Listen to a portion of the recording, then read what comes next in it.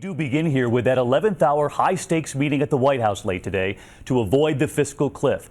But no deal as anger now builds across this country. The clock is ticking. Just 4 days left before taxes go up for all Americans and federal programs see major cuts.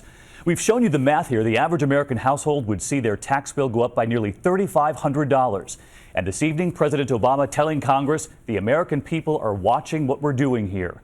He appeared in the briefing room just a short time ago, and so let's go right to our chief White House correspondent, John Carl, tonight. John, good evening.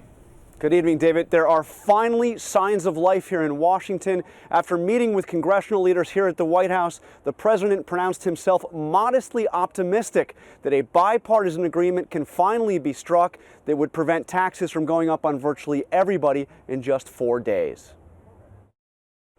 After meeting with the congressional leaders, the president said there would be one more effort to come to a bipartisan agreement to avoid the fiscal cliff.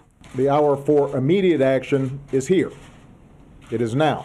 And the American people are not going to have any patience for a politically self-inflicted wound to our economy. And there are signs of progress. Senate leaders Harry Reid and Mitch McConnell have agreed to spend the next 24 hours trying to come to a bipartisan agreement on a smaller fallback plan to keep at least some taxes from going up.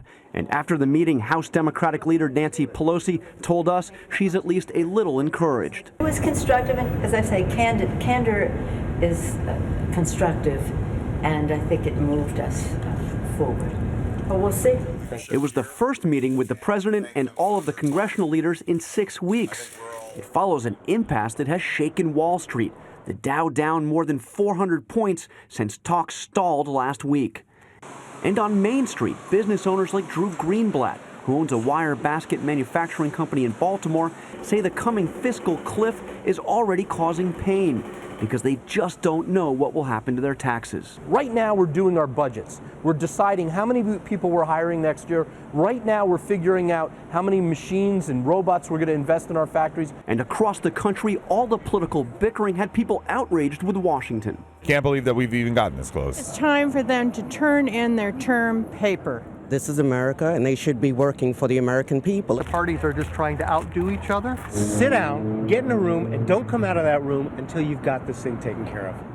The next 24 hours will tell us whether or not this will be successful. Harry Reid, the top Democrat in the Senate, and Mitch McConnell, the top Republican, are going to be working together to try to come to some bipartisan agreement. And then on Sunday, what will happen is they will try to present that agreement to the rank and file members of the Senate and then on to the House to see if it can actually pass. It won't be easy, and even if they can pull this off, it will be what the president called the bare minimum. Extending the tax cuts, but leaving some of the real tough issues, especially spending cuts, until early next year.